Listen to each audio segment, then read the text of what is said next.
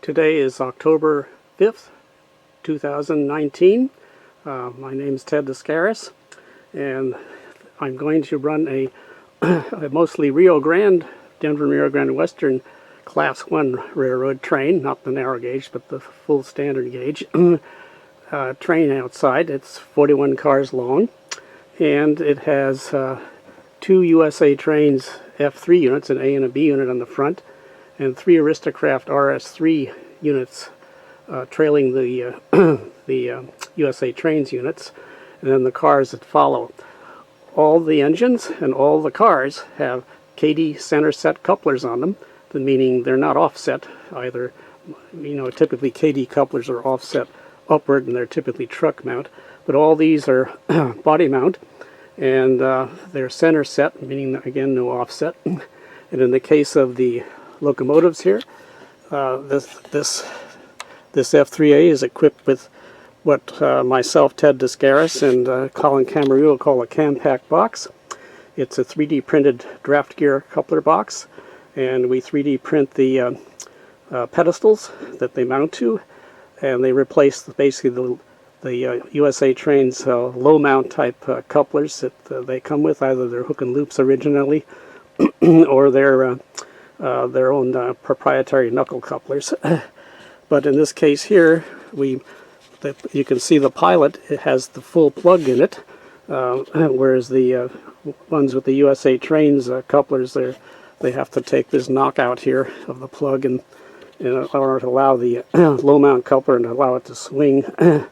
So in this case, again, we use the Kadee 907 coupler and lid and springs in the CamPac 3D printed coupler box, and we also use 256 screws. We don't use the Kadee screws. So at any rate, I'll start running the train outside.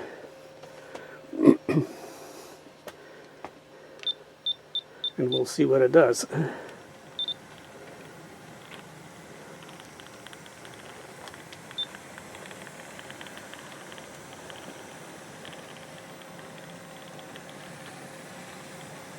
And there's the CamPac coupler boxes with the Kadee couplers in them between the A and the B unit. And in the case of the RS3, I have Datum Precision CNC machined metal coupler boxes installed in them. We could develop Kadee 3D printed boxes for these, but when I did this, I wanted to use the metal boxes. So the CamPac boxes are available through Colin Camarillo on his by going to his website, CamarilloPacific.com, and he's also representing the CNC machined metal coupler boxes, the Datum Precision boxes too. I've commissioned him. I'm the designer of all these, and I commissioned Colin to provide those to people that are interested as well. So I'll go outside here.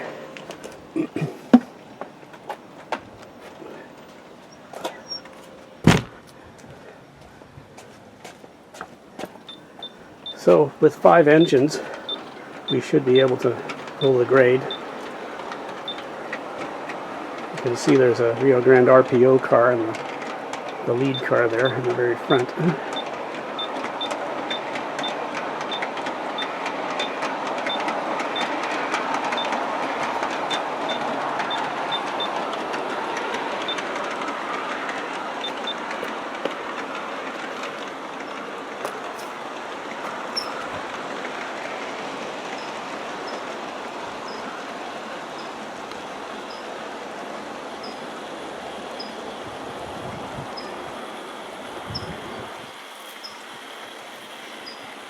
It's in a low 80-degree temperature outside today here. Parts of the area back here where the sun is shining, it might be warmer.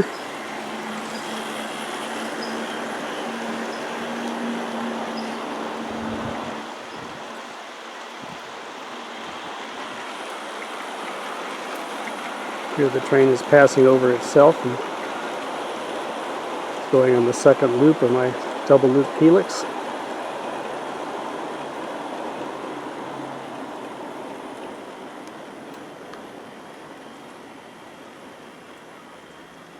Looks like it's having a little trouble pulling the grade here. If you could make it to the curve, you probably would gain a little traction. And there are no traction tires on these locomotives, so the wheels would be slipping in this case. And that's a good fail-safe, so the electric motors won't draw excessive current and subject them to damage. So it's much better to have the wheels slip, in my judgment. Here, the locos gain traction on the typically on the curve there. So there's sort of a trade-off between the weight of the cars and the locomotive traction, or wheel traction, when pulling these grades.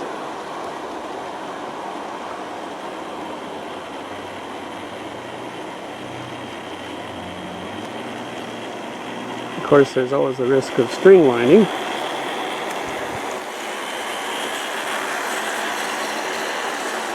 So we'll see if that happens here.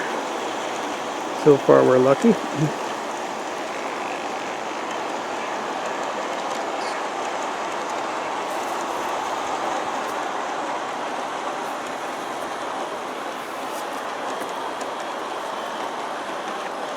If it was going to string line, it probably would have done it lower down. But there's almost the RPO car, almost tipped over. And the RPO car is weighted by another pound. It's about 5.5 pounds and 6 pounds, I think, now.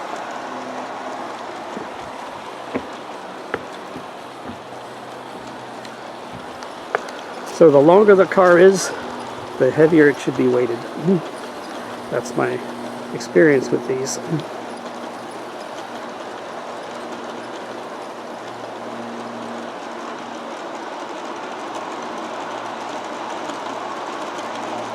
So it's going up the outside path now.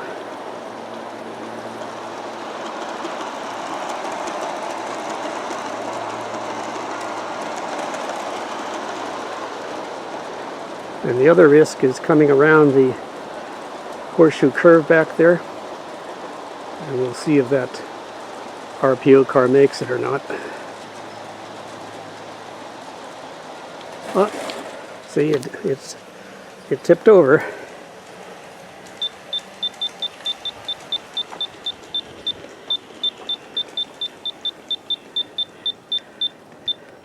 So I'll stop it now and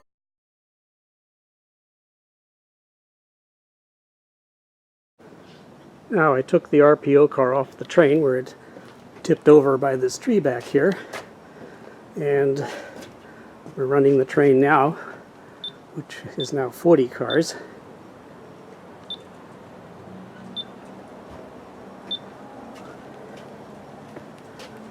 Over the viaduct here, the horseshoe curve.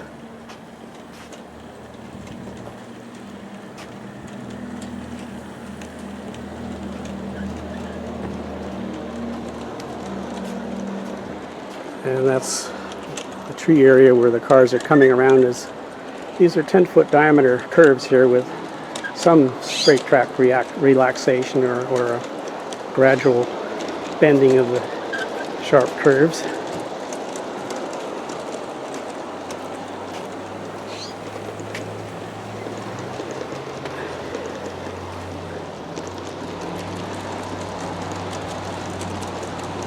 So this time the train's going to come up the center path. And after the caboose gets by this turnout here, I'll switch it so it can do that on the return trip here. There we go.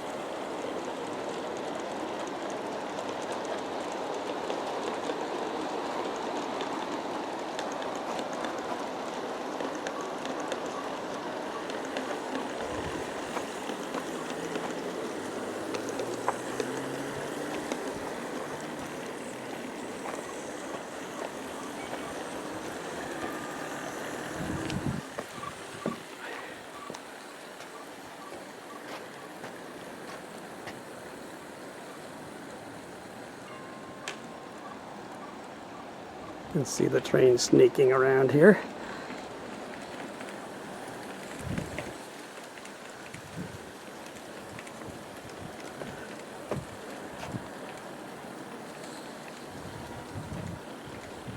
I'm running 40% power, which isn't bad. And I'm all track power, stainless steel track outside, brass under the house.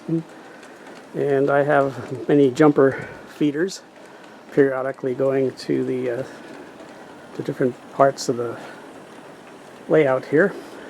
Wherever you see a brick, like this one here, there's actually a junction box under there.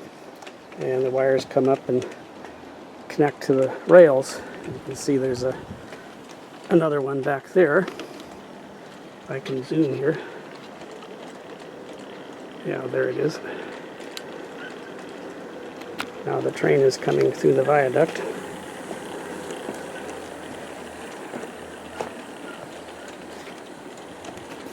And I'll see if I can capture it coming down the grade here. Hopefully the sun won't be too much of a glare.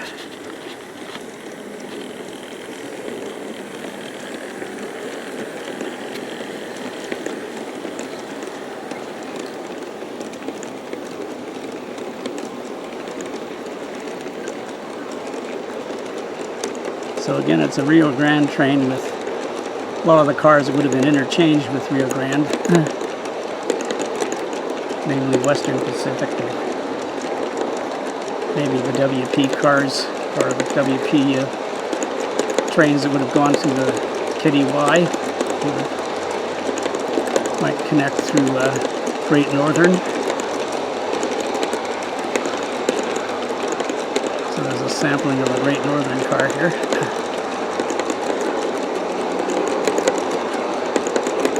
And of course, Missouri Pacific would be on the, that MOPAC car there, it would have been on the eastern side of the Rio Grande connection. Maybe through Tennessee Pass.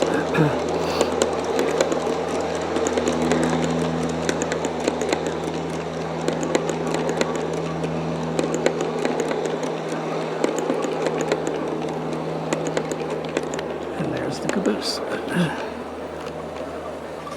Main line of the Rocky, through the Rockies, Rio Grande.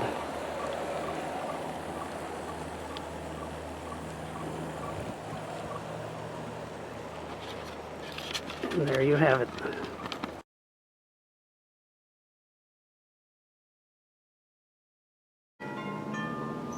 Now I put the engines, I ran the engines around to the other end of the train, and so now it's going to go on the return path, coming to come down the loop here.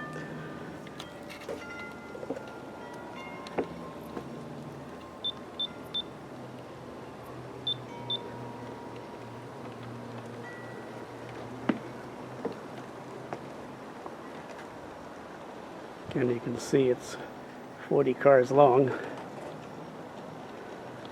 And depending on how the grade is changing and the curvature of the track, you can hear the cars go into compression and then go into tension with the coupler action.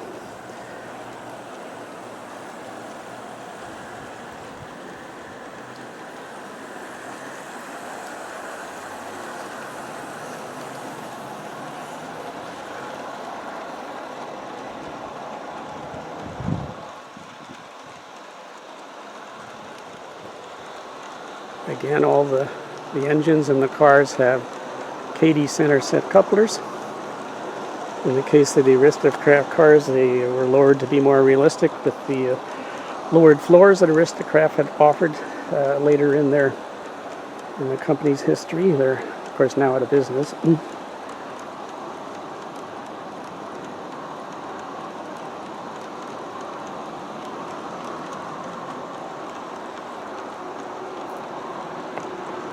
And these Aristo-Craft 70-ton covered hoppers, they were all lowered by using USA Trains trucks and lowering the bolster of the truck within the side frames.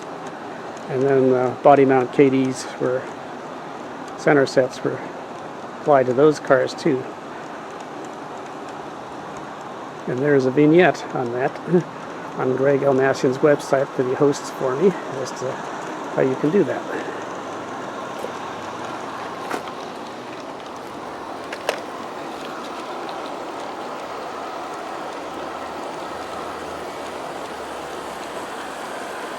Here it's on the second, in the middle loop, middle part of the loop.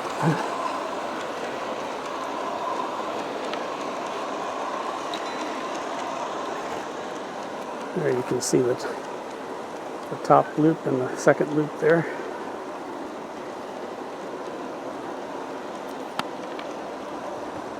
Where the engines are near the caboose.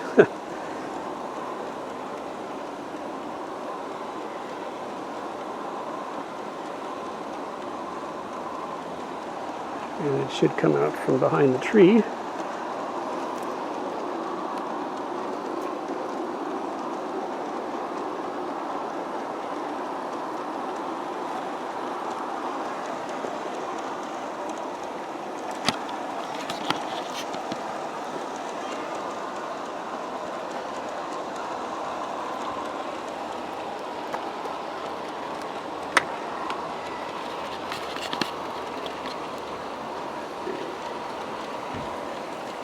And I'll have to lower the speed a bit here as the train returns to go into the house.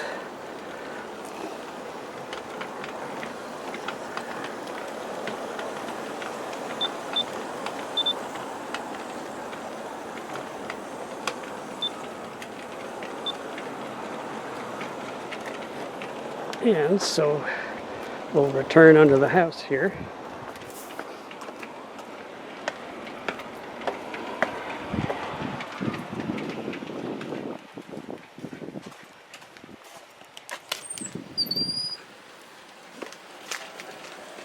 There you can see the locomotives and the train returning now through the portal.